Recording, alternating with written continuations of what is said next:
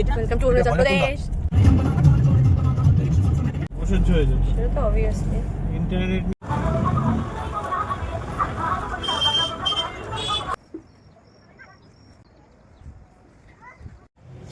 নমস্কার, আমি পায়েল দাস।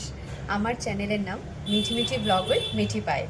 তো সবার আগে একটা কথা বলে রাখি, আমার ভিডিওস যদি ভালো লাগে তাহলে আমার চ্যানেলটাকে প্লিজ প্লিজ প্লিজ সাবস্ক্রাইব করে দাও, লাইক করে দাও আর সবার সাথে শেয়ার করে দাও। তো আজকে চলে এসেছি একটা একদম নতুন রকমের ভিডিও নিয়ে। তো ভিডিওটা আমি খুব একটা লং করতে চাই না, তার কারণ একটাই, সেটা হচ্ছে আজকালকার মানুষের বেশি সময় নেই ভিডিওটা দেখার জন্য, একটা ভিডিও বেশিক্ষণ ধরে ধৈর্য ধরে দেখার জন্য। তো আমি বেশি লং করতে চাই না, কিন্তু যেহেতু ঘোরার ভিডিও এবং অনেকটাই বড় ঘোরাটা ট্যুরটা, তো তার জন্য পার্ট 1, পার্ট 2, পার্ট 3 আমাকে ডিভাইড করে দিতে হচ্ছে। তো ভিডিওটাকে যথাসম্ভব একটা লিমিটেড টাইমের মধ্যে শেষ করার চেষ্টা করব। তো তার জন্য বেশি কথা বাড়াচ্ছি না, চলো ভিডিওটা শুরু করা যাক। কিন্তু তার আগে বলে দিই, এই পুজোতে আমি কোথায় গেছিলাম। এই পুজোতে আমি ট্যুর করতে গেছিলাম Arunachal Pradesh with my family. আমার হাজব্যান্ড, শ্বশুর শাশুড়ি, 4 জন আমরা গেছিলাম। তো চলো শুরু করা যাক। আমরা যেহেতু দিল্লিতে থাকি, আমাদের বাবা মা যেহেতু কলকাতায় থাকেন, তো প্রথমে আমরা দিল্লি থেকে কলকাতায় গেছিলাম একদম ভোরের ফ্লাইট নিয়ে। সকাল সকাল ল্যান্ড করেছিলাম কলকাতা। তো সেখানে পৌঁছে খাওয়া দাওয়া করে রেস্ট নিয়ে সন্ধ্যেবেলা আমরা ঠাকুর পরিদর্শনে গেছিলাম। তো আশেপাশের কয়েকটা ঠাকুর দেখে আসবো। তো দেখতেই পাচ্ছ, পঞ্চমী রাত যেহেতু ষষ্ঠীর দিন থেকে পুজো শুরু হবে, তো তার আগে যা যা কাজ বাকি থাকে প্যান্ডেলসে সেগুলো দেখছিলাম, সবাই করছিল হাত লাগিয়ে। এখানে এই গোপাল ভাঁড়ের একটা প্যান্ডেল দেখলাম, সেই ঠাকুরের মুখটা খুব সুন্দর লাগলো এবং প্যান্ডেলটাও খুব সুন্দর, বেশ কার্টুন কার্টুন রাজা কৃষ্ণচন্দ্র ছিলেন, দেখছিলাম খুব ভালো ছিল প্যান্ডেলটা, বেশ সাজানো গোছানো। তো তারপর আমরা রাত্রে ডিনার সেরে কিছুটা রেস্ট নিয়ে তারপর আমরা এয়ারপোর্টের উদ্দেশ্যে রওনা দিলাম। তো এয়ারপোর্টে এসে দেখছি আমরা একটু বেশি তাড়াতাড়ি পৌঁছে গেছি। আমাদের ষষ্ঠীর দিন সকালবেলার দিকে ফ্লাইট ছিল, তো একটু বেশি তাড়াতাড়ি পৌঁছে গেছি। তো এখানে বিভিন্ন রকম গল্প খুনসুটি যা যা হয় এইসব করতে করতে তারপরে মাঝখানে আমাদের খিদে পেয়ে গেছিলো। তো আমরা এয়ারপোর্ট ফুড টার্মিনালের ভেতর ঢুকে সাবওয়ে থেকে খাবার অর্ডার করেছিলাম। তো আমি আর ড্যাডি খেয়েছি, অ্যাকচুয়ালি ও আমার থেকে হাফ খেয়েছে, আর মামনি যেহেতু ষষ্ঠী করছেন তাই উনি ওনার খাবার ক্যারি করছিলেন।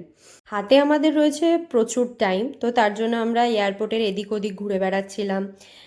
তার মধ্যেও আমাকে কিছুটা মানে মজার ছলে বোকা বানানোর চেষ্টা করলো, সেটা করেছিল।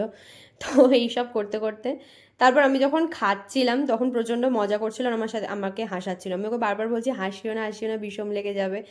তো এই সব করতে করতে আলটিমেটলি আমাদের সত্যিই টাইমটা খুব ভালো কেটে গেল। তারপর মানে বোর্ডিং শুরু হলো, বোর্ডিংয়ের টাইম শুরু হলো, তখন আমরা গিয়ে প্লেনে বসলাম। এই যে ব্যাকগ্রাউন্ডে নিশ্চয়ই আওয়াজও শুনতে পাচ্ছ। তো প্লেন ছাড়া টাইম হয়ে গেছে। এরপর আমরা গৌহাটি এয়ারপোর্টে মোটামুটি 1 ঘন্টা 5 মিনিটের মধ্যে পৌঁছে গেছিলাম। 7টা 10-এ নামানোর কথা ছিল, 7টা 5-এ নামিয়েছে। তো 6টায় ছিল ফ্লাইট। তো যাই হোক, তারপর গৌহাটিতে নেমে তো সেখানকার এয়ারপোর্টটা তো ঘোরার তো কিছু নেই, খুব ছোটো এয়ারপোর্ট। আমি যেহেতু শিলংয়ে গেছিলাম যখন, তখন আমি এয়ারপোর্টটা ঘুরেছিলাম, তখন ভীষণ ছোটো এয়ারপোর্ট। তো ওখানে লাগেজ, সবার লাগেজ নিতে যেটুকু টাইম লাগে সেটুকু লেগেছিল। তারপরে হচ্ছে সেটা হচ্ছে গাড়ির যে দাদা ছিলেন, ড্রাইভার দাদা, ওনার একটু প্রবলেম হয়ে গেছিলো ওখানে, তার জন্য আমাকে কিছুক্ষণ অপেক্ষা করতে হয়েছিল। এয়ারপোর্টের ভেতরেই বসেছিলাম আমরা।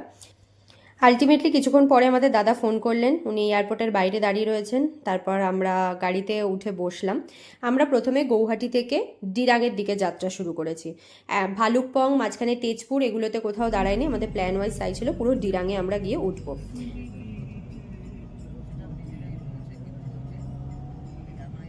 ये खोराईघाट ब्रिज, ये ब्रह्मपुत्र का ऊपर सबसे पहला ब्रिज है। अच्छा, पहले ये था, ये 15 में ओपनिंग किया। ये पुराना वाला है, नीचे ट्रेन जाते हैं। अच्छा, यही सामने अभी तो दिखाई नहीं दे रहा है आपको। ये बीच यहाँ से कामाख्या टेम्पल का जो पहाड़ है ना, नीलाचल पहाड़, यहाँ से देख जाते हैं। তো এক্ষুনি আমাদের ড্রাইভার দাদা যেটা বললেন সেটা আমরা সত্যি যাওয়ার সময় তো দেখতে পাইনি, তবে ফেরার টাইমে আমরা যখন অরুণাচল প্রদেশ থেকে একদম গৌহাটির দিকে ফিরছি তখন আমরা এটা দেখতে পেয়েছিলাম। তো এবারে আস্তে আস্তে দেখা যাচ্ছে রাস্তার চারিদিকের দৃশ্যটা কিন্তু বদলাচ্ছে, কারণ আমরা এখন ঢুকে পড়েছি পুরো সবুজ এরিয়ার মধ্যে। আগে যা ছিল গাড়ির হর্ন, ধোঁয়া, জ্যাম, এগুলো সব কাটিয়ে আমরা সবুজ ইয়ের মধ্যে ঢুকে পড়েছি, একদম চারিদিকে সবুজ। গাছগুলো এত সুন্দরভাবে ধেয়ে এসেছে, কি ভালো লাগছে এর ভেতর দিয়ে যাচ্ছি, মানে এক মনোরম শান্তির পরিবেশ। মানে চারিদিকে মানে জানলার পাশ থেকে মুখ ফেরাতে ইচ্ছা করছে না, এত সুন্দর দৃশ্য। একটু একটু করে কিন্তু দৃশ্যটাও বদলাচ্ছে। এই করতে করতে তারপর আমরা পৌঁছে গেছিলাম ফার্স্ট ভুটান গেট। মানে আমাদের ড্রাইভার দাদা একটু দূরে নামিয়ে দিয়েছিল, সেখান থেকে আমরা হেঁটে ভুটান গেটে আসতে গিয়ে আমাদের সারা গায়ে হাত পায়ে পুরো ট্যান পড়ে গেছে, এত রোদ্দুরের তাপ, প্রচণ্ড রৌদ্র ছিল। তো আলটিমেটলি ভুটান গেটের সামনে এসে কিছুটা ফটো আর ভিডিও তুলেছিলাম। এখানে তো আর ঢোকা যাবে না, তার জন্য ভেতরে ঢুকতে গেলে পারমিশন দরকার। তো তারপর ওখান থেকে আমরা গাড়ি ব্যাক করে বেরিয়ে এলাম। কি নদী? ভৈরব কুণ্ড। ভৈরব কুণ্ড, আচ্ছা। এরকম করলে না অনেকদিন ধরে নাম শুনেছি। এখানে পুরো পিকনিক প্লেস, জানুয়ারি ডিসেম্বর মাসে না পুরো পিকনিক। আচ্ছা। তো এখানে উনি বলছিলেন, ওনার থেকে ইনফরমেশনগুলো পাচ্ছিলাম, ডিসেম্বর জানুয়ারি মাসে খুব ভিড় হয়, পিকনিক স্পট, তো এগুলো বলছিলেন। রাস্তার ধারে দেখো কত কাশফুল ফুটে রয়েছে, এত সুন্দর লাগছে দেখতে। তো গাড়িতে বসে থাকতে থাকতে কিছুক্ষণ বাদে খিদে পেয়ে গেছিলো, যেহেতু সকালে ব্রেকফাস্টটা কিছু করা হয়নি, আর কাছে শুকনো খাবার ছিল, কিন্তু একটা কোনো কিছু ব্রেকফাস্ট না করলে আর জমছিল না। তো তার জন্য দাদাকে বলছিলাম যে কোথাও একটা থামাতে। তো উনি বললেন যে হ্যাঁ কিছুক্ষণ বাদে উনি থামাবেন, সেখানে আমরা ব্রেকফাস্ট করতে পারি। তো গাড়িতে আমরা অনেকক্ষণ বসে রয়েছি, এমনিতেও কোমর টোমর ব্যথা হয়ে গেছে। এখানে কিন্তু অনেক কিলোমিটার আমরা চলে এসেছি প্রায়। তো মাঝপথে গাড়িটা দাঁড়ালো, সেখান থেকে আমরা কিছুটা খেলাম, ব্রেকফাস্ট করলাম। তো আর একটু কোমরটাও ছাড়িয়ে নিলাম, প্রচণ্ড ব্যথা করছিল। তো এই হাঁটা চলা করে নিয়ে আবার আমরা গাড়িতে উঠে বসলাম। ওয়াও, এইবারে দৃশ্যটা দেখো, এখান থেকে শুরু হলো আমাদের উঁচুতে ঢালাই, মানে ঢাল, যে একদম উঁচু পথ ধরা, আঁকা বাঁকা পথ, সেই শুরু হলো। কি অপূর্ব দৃশ্য, মানে এত, মানে আমার যতটা সম্ভব আমি ক্যামেরায় বন্দি করার চেষ্টা করেছি, কিন্তু আমি জানি না আমি এর সৌন্দর্য কতটা বোঝাতে পারবো। অ্যাকচুয়ালি যারা গেছেন বা যারা যাবেন তারাই বুঝতে পারবে। মানে অদ্ভুত সুন্দর, এক একটা পর্বতের এক একটা দৃশ্য। আবার এখান থেকে পর্বতটা দেখে মনে হচ্ছে কেউ কেটে নিয়েছে এরমভাবে হাফ। আবার আরেকটা জায়গার মধ্যে দিয়ে এক্ষুনি আমরা ঢুকবো, সেখানে পর্বতের মানে পুরো গা বেয়ে, মানে আমরা যখন যাচ্ছি তখন দেখতে পাচ্ছি পুরো কালো একদম, মানে ওটা কয়লা হয়ে গেছে। এই যে সামনে সেই পথ পুরো কয়লা হয়ে গেছে, এবং আমি এটাকে ক্যামেরা দিয়ে দেখানোর চেষ্টা করছি। আমি যেহেতু গাড়ির সামনেই বসেছিলাম, তো গাড়ি তো যাচ্ছে হেলে দুলে, তো যা হয় আর কি, তবু আমি দেখানোর চেষ্টা করছি। এই যে পুরো কালো কুচকুচে, পুরোই কয়লা হয়ে গেছে।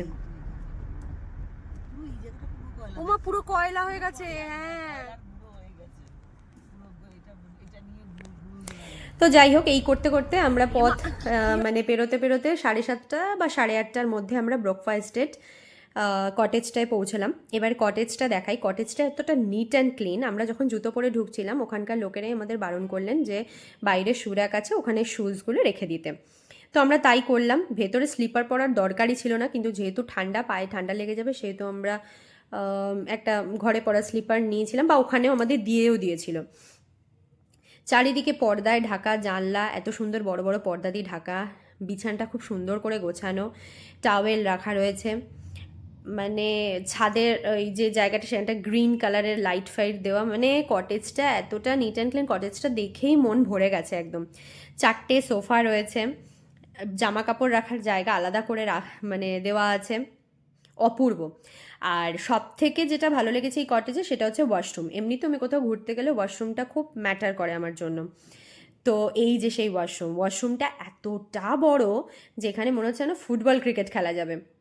বালতি, মগ, একটা টুল, সেগুলোতে দেওয়াই রয়েছে। শাওয়ার রয়েছে, গিজারের ব্যবস্থা রয়েছে, গরম জল ঠান্ডা জলের। আর আমরা যখন এই দিরাঙে নেমেছি 7:30 8:30টার দিকে, তখন না বেশ ঠান্ডা লাগছিল, মানে জলটা একদম কনকন করছে ঠান্ডা। হ্যান্ড ওয়াশ করছিলাম যখন, তখন দেখছিলাম হাতটা একদম কনকন করছে। তো আলটিমেটলি আমরা তারপরে প্রচণ্ড ক্লান্ত ছিলাম, রাত্রিরের ডিনার অর্ডার করে তাড়াতাড়ি করে খেয়ে, মানে একদম বিছানায় পড়লেই ঘুমিয়ে পড়বো এরকম অবস্থা। তো দরজা জানলা সব কিছু বন্ধ টন্ধ করে নিয়ে আমরা একদম ঘুমিয়ে গেছিলাম, কারণ আমাদের পরের দিন উঠে সাইট সিনে বেরোতে হবে। তো পরের দিন সকালবেলা উঠে আমরা দুজনেই ব্রাশ করে নিয়ে তারপর আমরা এই যে বাইরেটা বেরিয়েছি, যা দৃশ্য দেখেছি না, জাস্ট কি বলবো। বৃষ্টি পড়ছে এখন, ঠান্ডার মধ্যে বৃষ্টি পড়ছে, মানে পাহাড়ে ঘোরা সত্যি মজাটাই আলাদা। দৃশ্যটা এবার দেখাচ্ছি। বাইরে বৃষ্টি পড়ছে, আর এগুলো কিন্তু কুয়াশা নয়, এগুলো মেঘ। সব পুরো পর্বতটা একদম মেঘে ঢাকা। জাস্ট দরজাটা খুলেছি, ও মাই গড, এত সুন্দর দৃশ্য, এত অদ্ভুত অপূর্ব দৃশ্য, যে সামনে এই জায়গাটায় দাঁড়াবে সেই বুঝতে পারবে। মানে আমি এখন বলছি, ভয়েস ওভার দিচ্ছি, আমার এখনই কেমন মানে লাগছে যেন আমি ওখানেই দাঁড়িয়ে রয়েছি। কটেজগুলো পরপর সাজানো, তার সাথে প্রচুর রকমের বাহারি ফুলের গাছ, মানে সে এক অপূর্ব দৃশ্য। তারপর বেশি দেরি না করে আমরা ব্রেকফাস্টে টাইম মতো বসে পড়লাম। সেদিনকে ছিল পরোটা, সয়াবিন আলুর তরকারি, এছাড়া ডিম চেয়েছিলাম, 2টো করে ডিমও দেওয়া হয়েছিল। তারপর খাওয়া দাওয়া সেরে নিয়ে রেডি হয়ে একটু ফ্রেশ হয়ে আর একটু প্রকৃতি এনজয় করে নিয়ে কিছুটা ফটো তুলে নিয়ে তারপরে রেডি হয়ে বেরিয়ে গেলাম সাইট সিনের উদ্দেশ্যে। তো যেতে যেতেই নদীটা আমাদের চোখে পড়েছিল, কি সুন্দর, ভিডিও না করে থাকতে পারলাম না। চলে এসেছি আমরা আমাদের ফার্স্ট ভিজিটিং প্লেস, সেটা হচ্ছে মান্ডালা টপ। এটা সি লেভেল থেকে মোটামুটি 10,000 ফিট উচ্চতায় অবস্থিত। এখানকার যেটা ব্যাপার সেটা হচ্ছে এখানে এই যে ছোট ছোট টেম্পলসগুলো দেখতে পাচ্ছ, এগুলো হচ্ছে 108টা বুদ্ধিস্ট স্তুপাস। তো এটা এখন কাছ থেকে সামনে থেকে দেখাচ্ছি। এরপর আমি একটু হাইটে যখন উঠবো সেখান থেকে পুরো দৃশ্যটা দেখাচ্ছি, দেখতে থাকো।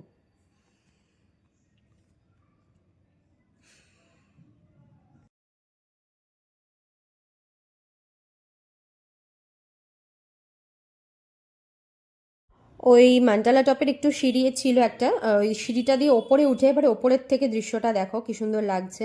রাস্তাটা কি সুন্দর এঁকে বেঁকে গেছে, মানে মানে অপূর্ব এক মনোরম প্রকৃতি, হাওয়া দিচ্ছে তার উপরে ঠান্ডা ঠান্ডা, বেশ একটা দারুণ মানে অনুভূতি কাজ করছে, দারুণ।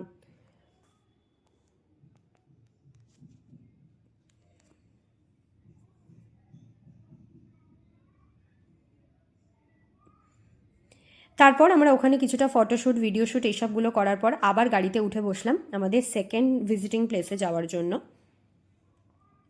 তো যেখানে যাচ্ছি সেটার নাম হচ্ছে স্যাংটি ভ্যালি, স্যাংটি রিভার। এই হচ্ছে রিভারটা, এর ওপরে একটা ঝুলন্ত ব্রিজ ছিল। সেই ব্রিজটাতে উঠতে আমি এতটাই ভয় পাচ্ছিলাম, মানে আমার বেশ ভয় ভয় লাগছিল, কেমন যেন ঝুলছে ব্রিজটা, সত্যিই একদম ঝুলছে পুরো, মানে নিচে নদী বয়ে যাচ্ছে, দেখতেও অপূর্ব, কিন্তু আমি একটু একটু ভয় পাচ্ছিলাম। তারপর আর ভয় পাইনি। তো এই রিভারটা বয়ে যাচ্ছে আর তার ওপরে দৃশ্যটা দেখো, জাস্ট ভেলভেট, একটা গ্রিন ভেলভেট দিয়ে এরকমভাবে চাপা দেওয়া হয়েছে, কি অপূর্ব, কি অপূর্ব এটা।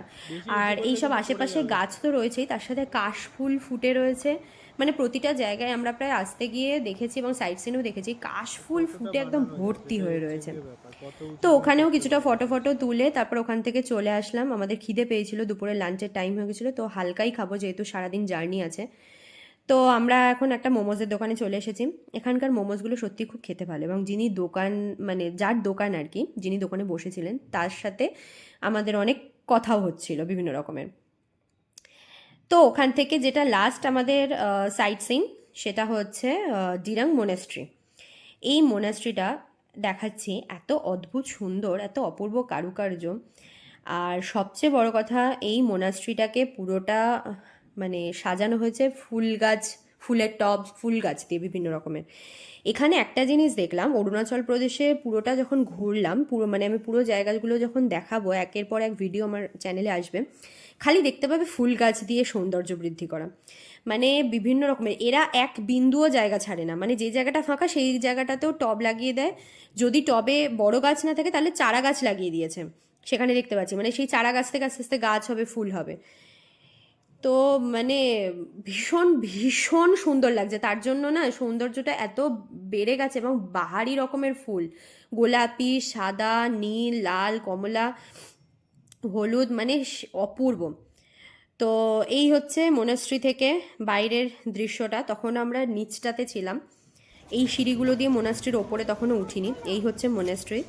এখানেও দেখো আশেপাশে দেখতে পাওয়া যাচ্ছে ক্রিসমাস ট্রি রয়েছে, তার সাথে প্রচুর ফুল গাছ। এই যে একটা বড় বেল, যেটা ওদের প্রেয়ারের সময় বাজানো হয়। এই যে সব সারি সারি দিয়ে ফুল গাছ, অনেক অনেক বড় জায়গা, অনেক বড় খোলা মাঠ, সবুজ ঘাসে ঢাকা, সবুজ গাছে ঢাকা, বাহারি ফুলের রকমের মানে সাজানো। মোনাস্ট্রিটা সত্যি ভীষণ ভীষণ ভক্তি লাগছিল দেখে, মানে আর কি বলবো, অপূর্ব। তো এবারে আশেপাশের দৃশ্যটা আমি দেখাচ্ছি।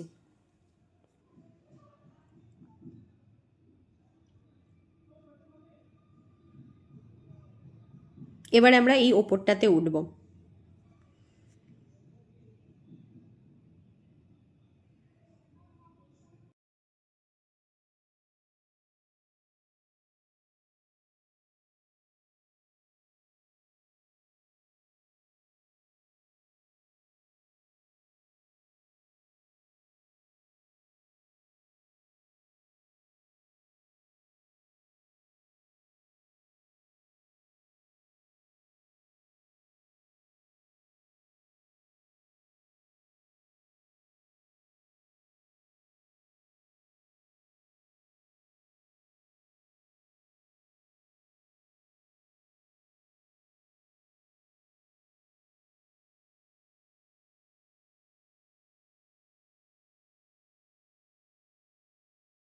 এগুলো দিয়ে ওপরে উঠেও দেখছি সেখানেও ফুল গাছ দিয়ে সুন্দর করে সাজানো হয়েছে, মানে মনেস্ট্রির ভেতরটাতেও। তো এখানে দেওয়ালের মধ্যে অনেক কারুকার্য অনেক কিছু করা ছিল, এগুলো জানি না কোনো ঘটনা বা হিস্ট্রি কিছু ইঙ্গিত দিচ্ছে কিনা বা বিশ্লেষণ করা হয়েছে কিনা কোনো কিছু। ও বলছিল আমাকে, আমার জানা নেই। তো বলছিল যে এগুলো এক একটা বোধহয় কোনো হিস্ট্রি বিশ্লেষণ করছে বা কিছু। তো যাই হোক, তারপরে আমরা এর ভেতরটাতে ঢুকলাম, মনেস্ট্রির একদম ভেতরে বুদ্ধদেব রয়েছেন। ভীষণ শান্ত, পিন ড্রপ সাইলেন্স, খুব ভালো লাগছিল। যেভাবে আমি তুলেছি ভিডিও সেভাবেই আমি দেখানোর চেষ্টা করলাম এখানে।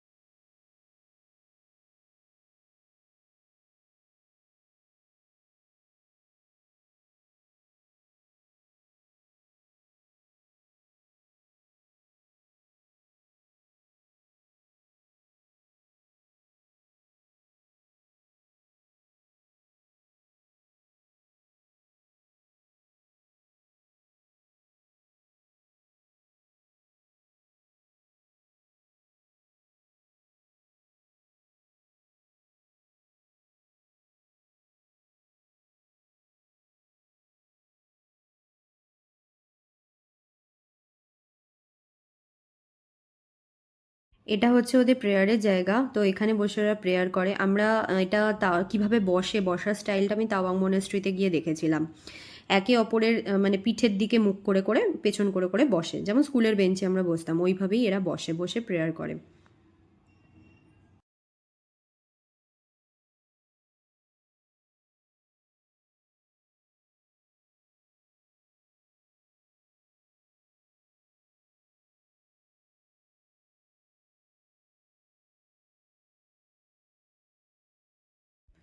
এরপর আমরা ভেতরটার থেকে বেরিয়ে এই বারান্দায়, মানে বারান্দা মানে ওই আর কি মনেস্ট্রির বাইরেটা আশপাশটা দেখছিলাম।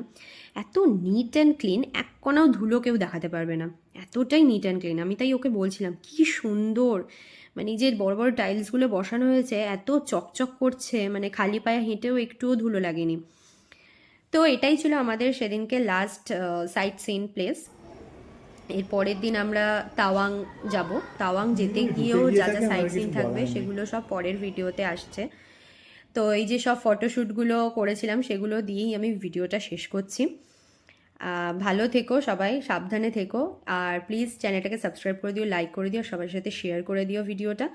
এরপর তাওয়াংয়ে কী কী দেখলাম এগুলো পরের ভিডিওতে আসছে। চলো আজকে এখানেই শেষ করলাম, বাই বাই।